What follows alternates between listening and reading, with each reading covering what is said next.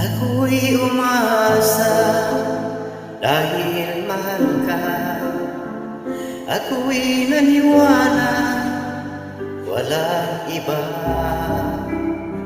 Ngunit ngayon nalaman ko na may iba ka na palang sinisinta.